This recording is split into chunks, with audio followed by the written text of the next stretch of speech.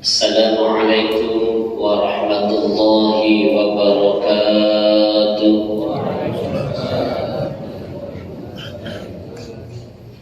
Alhamdulillahilladzi an'ama 'alaina ni'matal iman wal islam wa ni'matis sihhati wal quwwah wa la haula wa la quwwata illa billah. Walhamdulillahilladzi an'ama 'alaina wa arsala 'alaina lil huda wal mursalin. Asyhadu an la ilaha illallah wahdahu la syarika lah wa asyhadu anna Muhammadan 'abduhu wa rasuluh. Allahumma salli wa sallim wa barik ala sayyidina Muhammad wa ala alihi wa sahbihi ajma'in, amma ba'd. Faqad qala Allah subhanahu wa ta'ala fil Qur'anil Karim wa huwa asdaqul qailin. A'udzu billahi minasy syaithanir rajim. Bismillahirrahmanirrahim. Syahrul Ramadan alladzi unzila fihi al-Qur'an hudan lin-nas wa bayyinatin minal huda wal furqan. Al-ayat.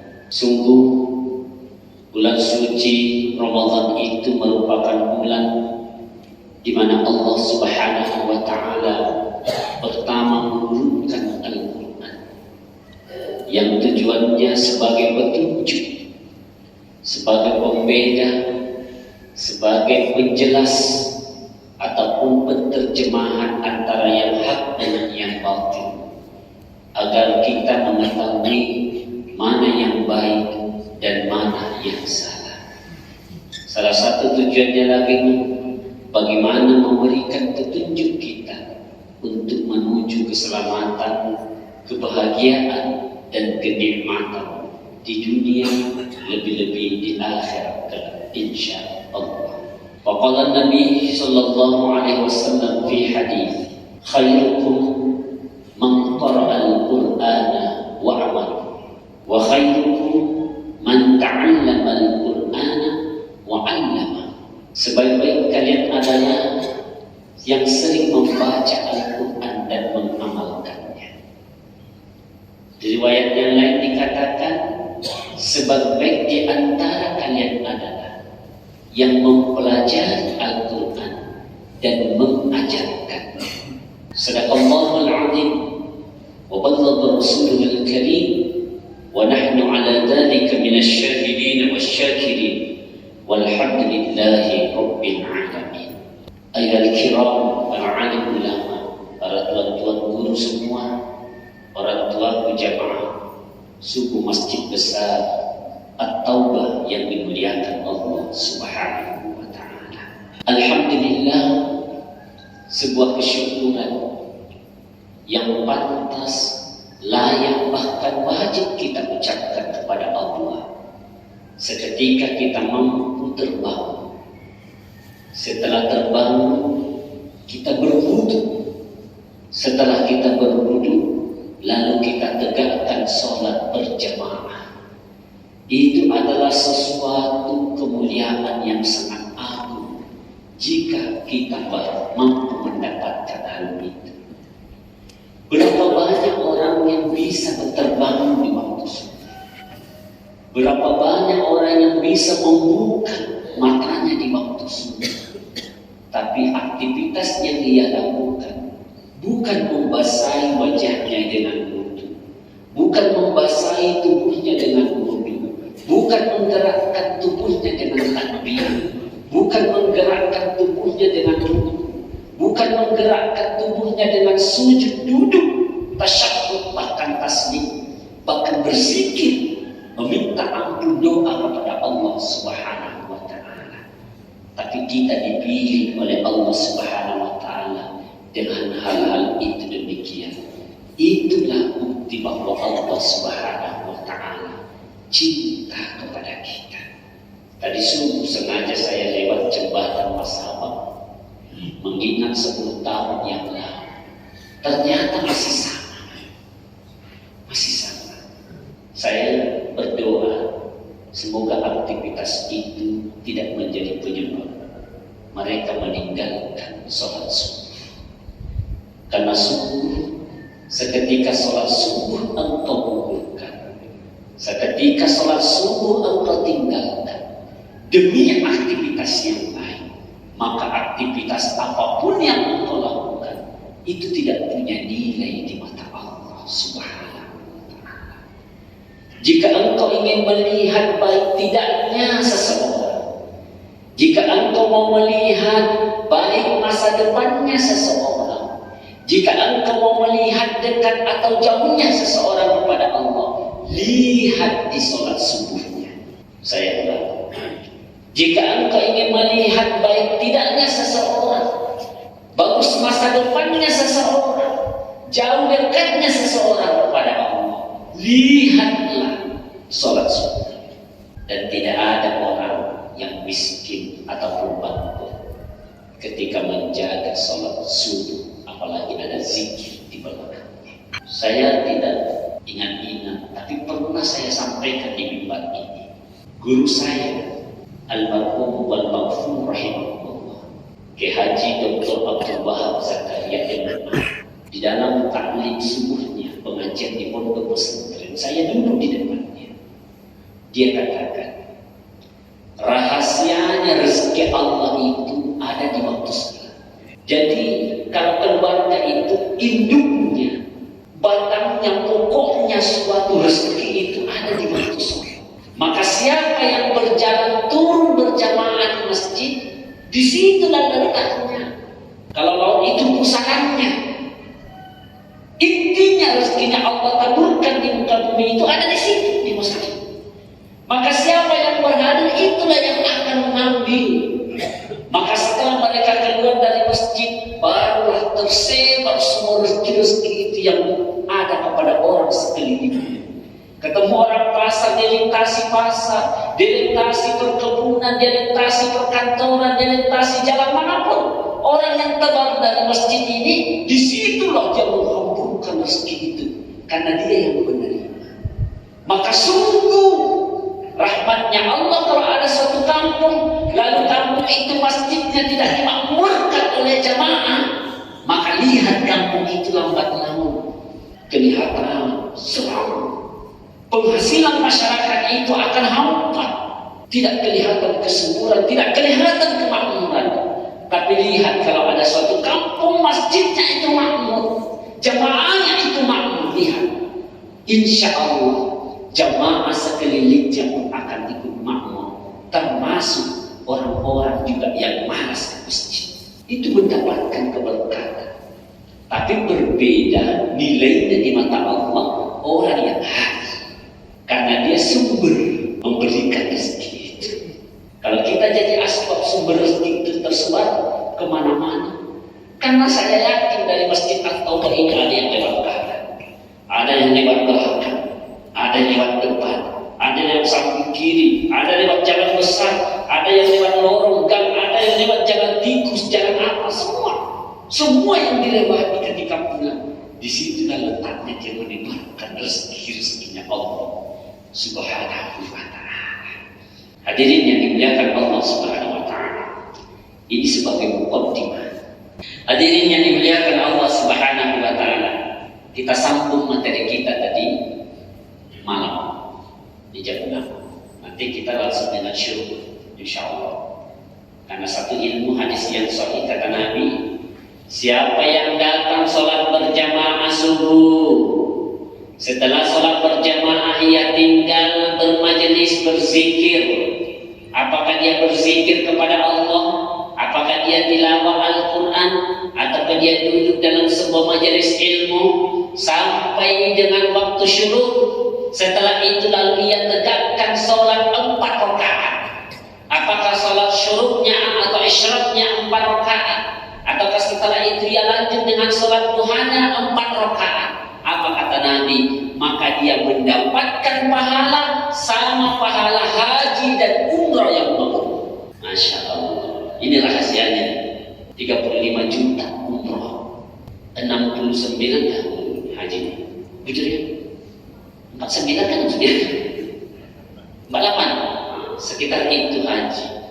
Anda cukup setengah jam setelah sholat subuh, sholat 4 rakaat, engkau akan dapatkan haji atau umroh yang mabrur.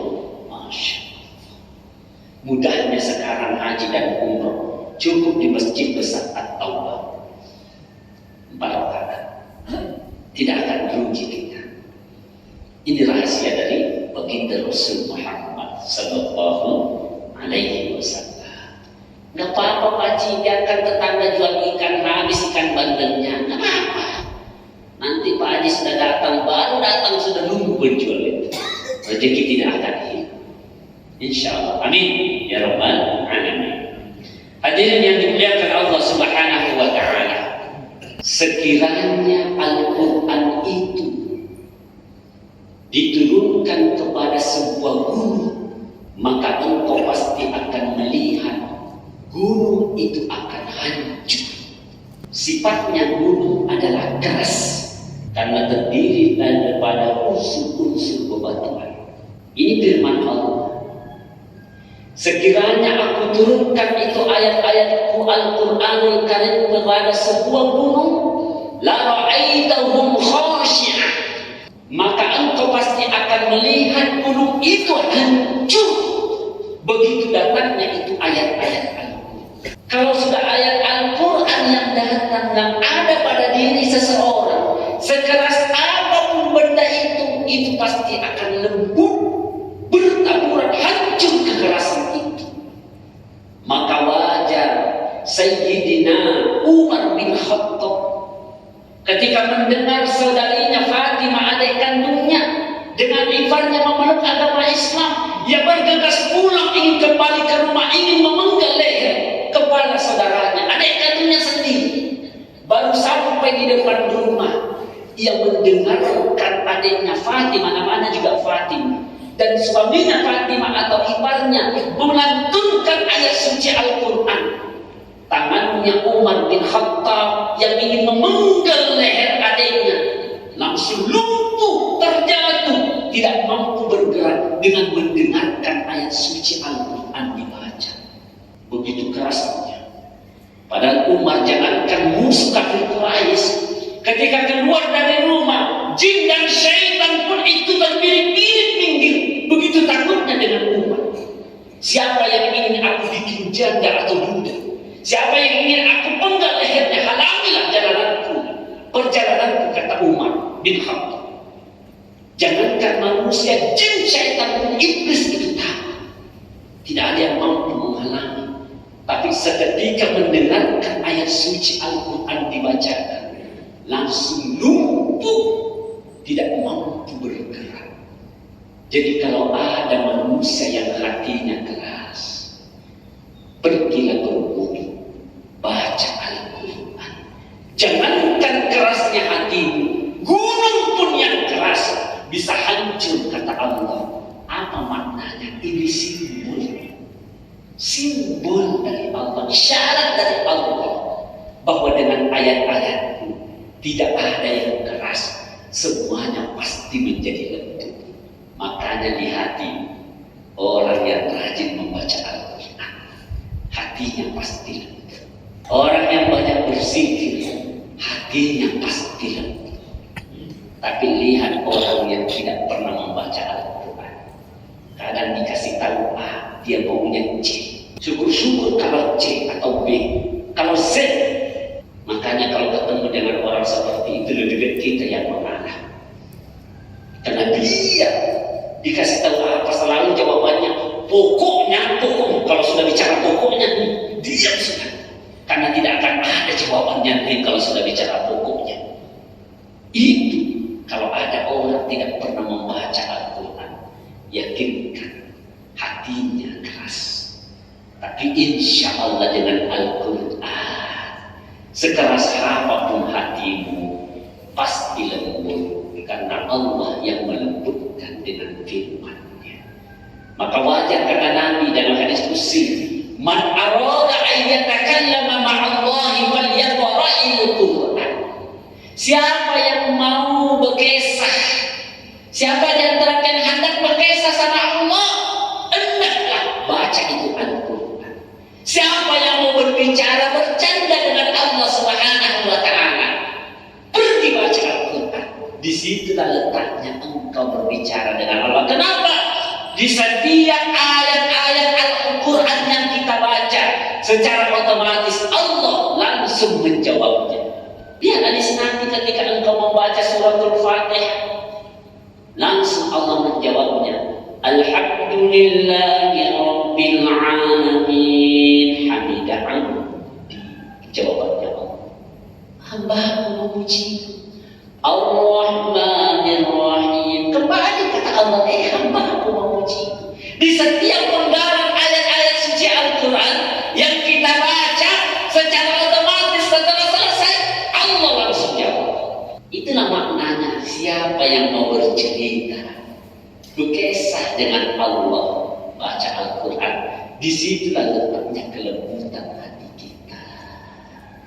Maka orang yang sholat pasti hatinya lembut. Kenapa? Di dalam sholat tidak ada yang dibaca kecuali ayat-ayat Al-Quran.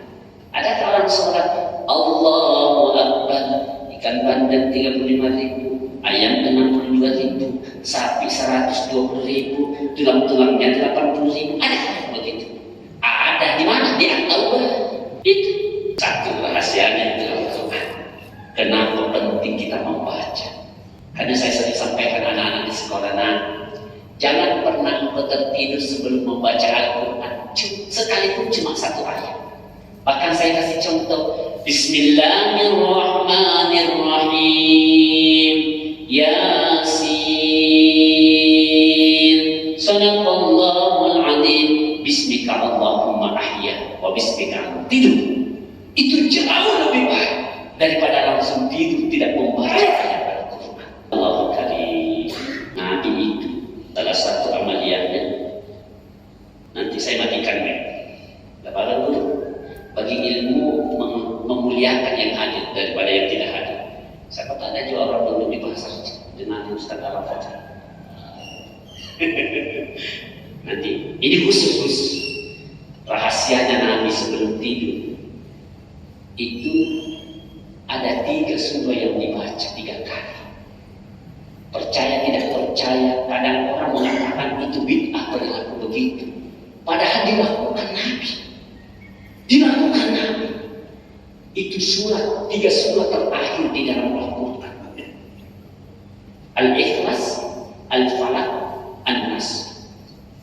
Bulan yang lalu sebelum Ramadan dulu saya pulang ke Sulawesi meningkatkan adik angkat. Disuruh isi majelis, Ustaz, sebelum pengajian kita biasakan membaca terikul. Ayat terikul nih, baru saya dengar ayat terikul. Apa maksudnya? Tidak pernah saya dengar ada ayat terikul. Ternyata dia bahasa Inggris. Tri itu 3, kul itu kul. Kul wallahu ahad, kul a'udzu birabbil falaq, kul a'udzu birabbil. Oh, itu maksudnya. Ya Allah, lamanya saya keliling ceramah barusan dengan ayat terikul. Ternyata itu maknanya. Jadi begini, izin dulu. Mungkin sudah disampaikan. Ini kan sangat pribadi. Jadi Nabi tidur itu di sini kepalanya, baru menghadap diri, kan gitu. Seperti meletakkan mayat di dalam kubur. Bunda dengar Bunda. Sengaja tidak pakai mic karena ini khusus ilmu kemuliaan untuk yang hadir berjamaah. Mudah-mudahan didengar bantu saya. Duduk, setelah wudhu nih, duduk menghadaplah ke kiblat. Anggaplah saya menghadap kiblat. Dibacalah itu surah. Baca selawat, kamu baca selawat kepada Nabi. Cara membacanya trikul ini langsung 1 kali. Jadi tidak qul huwallahu 3 kali, Al-Falaq 3 kali, An-Nas 3 kali, tapi tidak.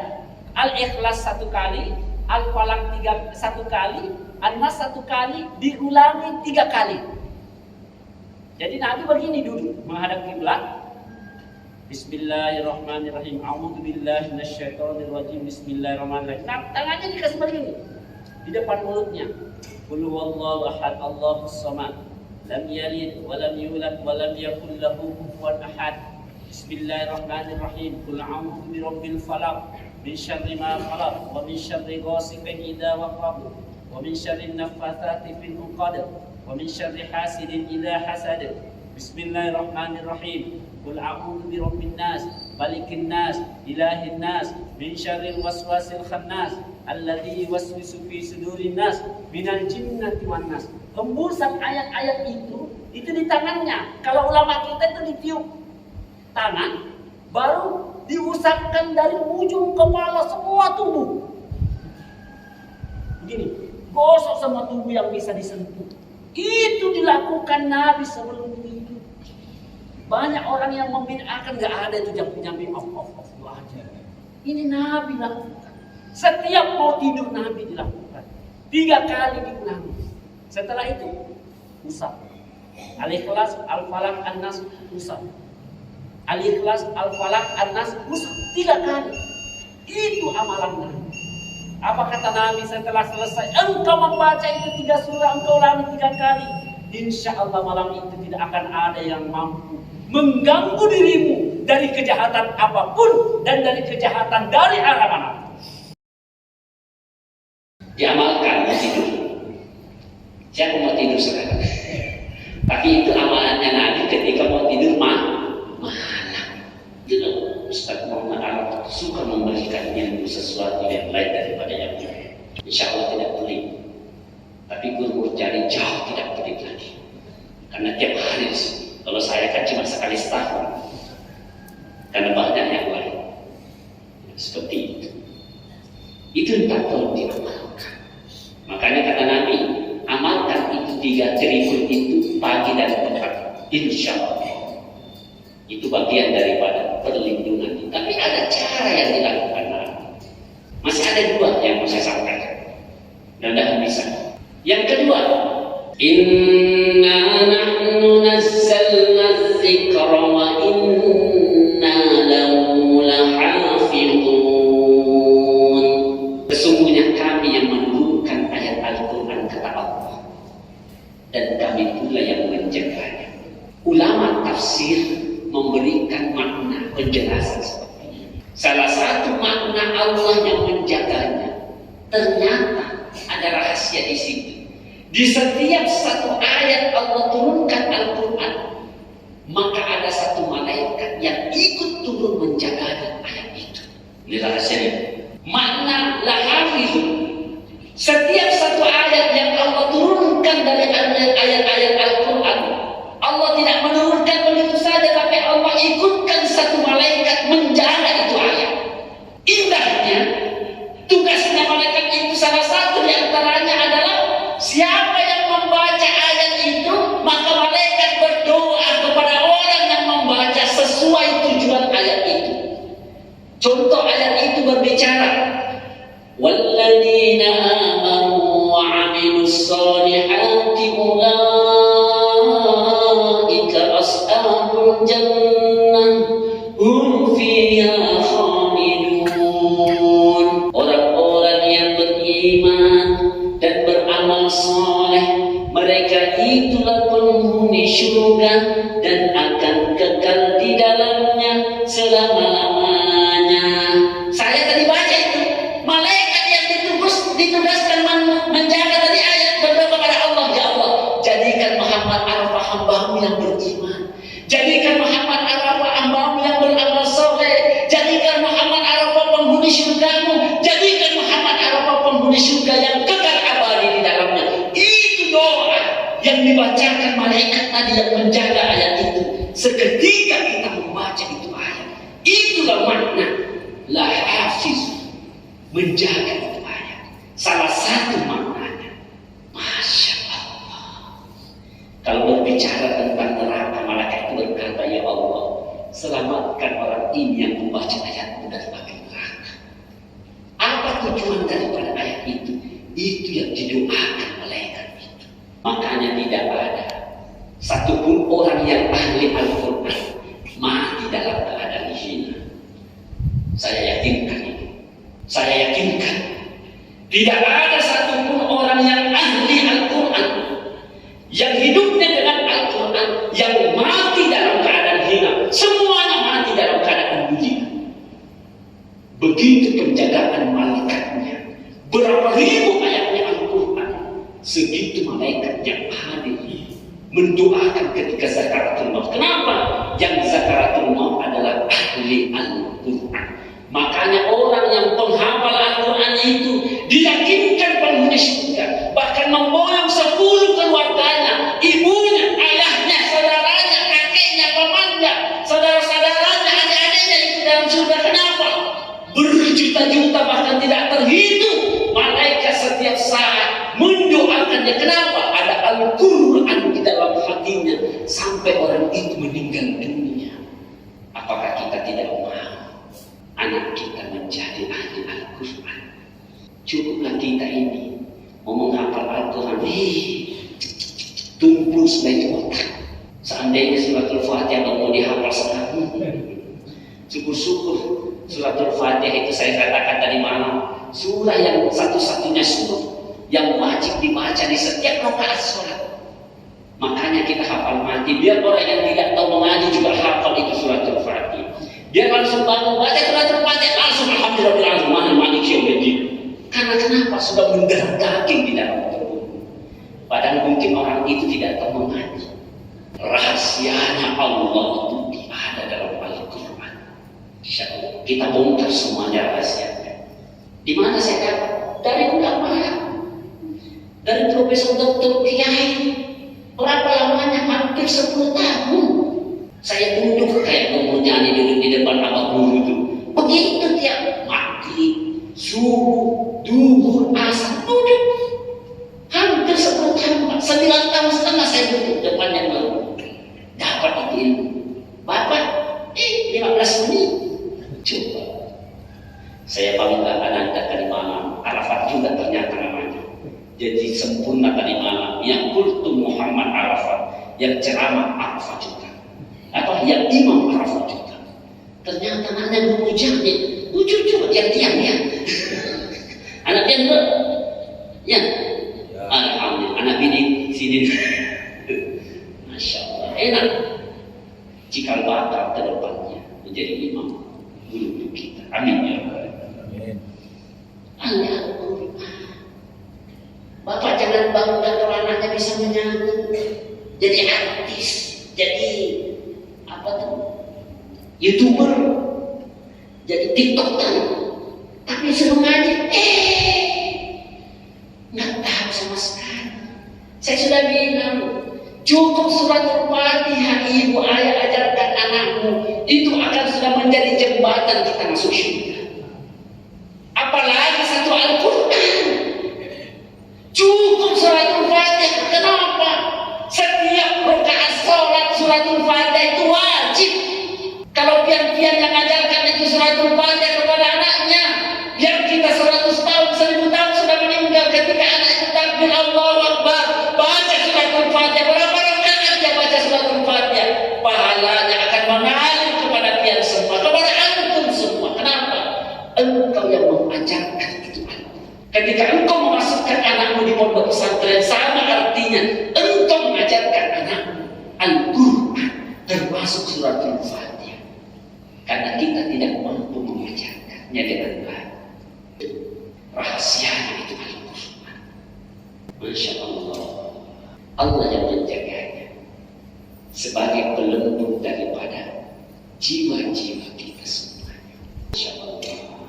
Biar sudah tua, baca Al-Quran. Yang ketiga, terakhir, orang yang rajin mulutnya dibasahi dengan Al-Quran. Ingat, insya Allah matinya mati dalam keadaan zikir kepada Allah. Karena tidak ada zikir yang paling mulia, tidak ada kalimat yang paling mulia diucapkan kecuali ucapan bacaan Al-Quran. Yakinkan bahwa orang yang rajin membaca Al-Quran, insya Allah matinya mati dalam keadaan zikir kepada Allah Subhanahu wa Ta'ala. Itulah yang dikatakan Syekh Imam As-Sa'di rahimahullah.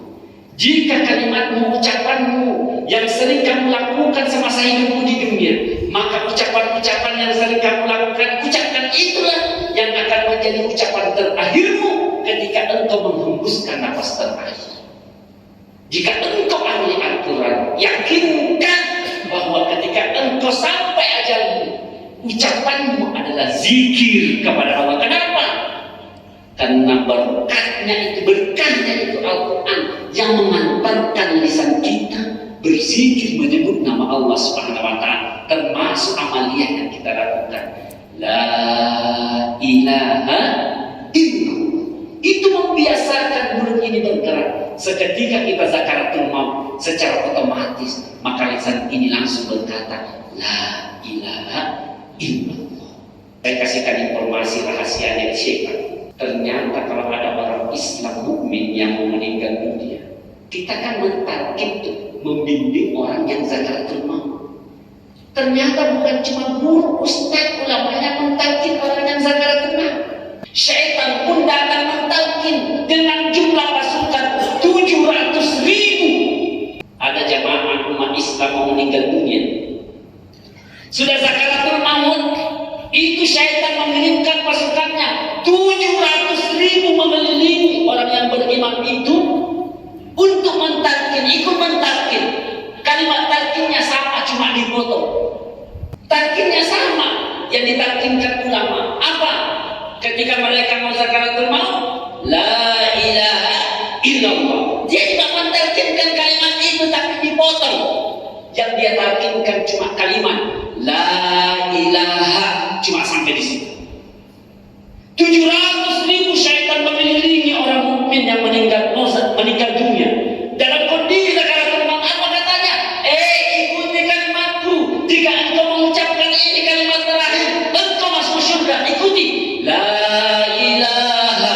Coba sama kalimatnya tapi dipotong. Apa maknanya? Tidak ada Allah, tidak ada Tuhan. Seketika engkau mengikuti kalimat itu lalu engkau mati, maka engkau matilah dalam keadaan kafir. Kenapa? Meniadakan Allah. Engkau katakan tidak ada Allah, padahal yang benar la ilaha illallah. Kalau tidak pernah kita ucapkan kalimat itu, lalu datang iblis syaitan mentalkin kita, oh ini kalimat tauhid sudah nih, ini sudah yang kucari, ikut lagi la ilaha, mati kafir. Karena tidak biasa lisannya la ilaha illallah, la ilaha illallah, la ilaha illallah. Datang iblis la ilaha, la ilaha, la tahlil salah dia, maka mati kafir. Disitulah fungsi Al-Quran, memudahkan lisan kita menyebut nama Allah Subhanahu wa Ta'ala. Dah cukup sudah, sempurna sudah. Tinggal amalannya. Insyaallah panjang umur kita semua, amin ya rabbal alamin. Allah berikan berkah Ramadan, amin ya rabbal alamin. Sehat walafiat, Allah limpahkan rezeki kita yang berlimpah dengan keberkahan, amin ya rabbal alamin. Semoga Allah Subhanahu wa Ta'ala memberikan hidayah, inayah, ridhonya dan keberkahannya kepada kita, keluarga kita dan keturunan kita, amin ya rabbal alamin. Subhanallah wa bihamdika, asyhadu an la ilaha illa anta, astaghfiruka wa atubu ilaik. Wassalamualaikum warahmatullahi wabarakatuh.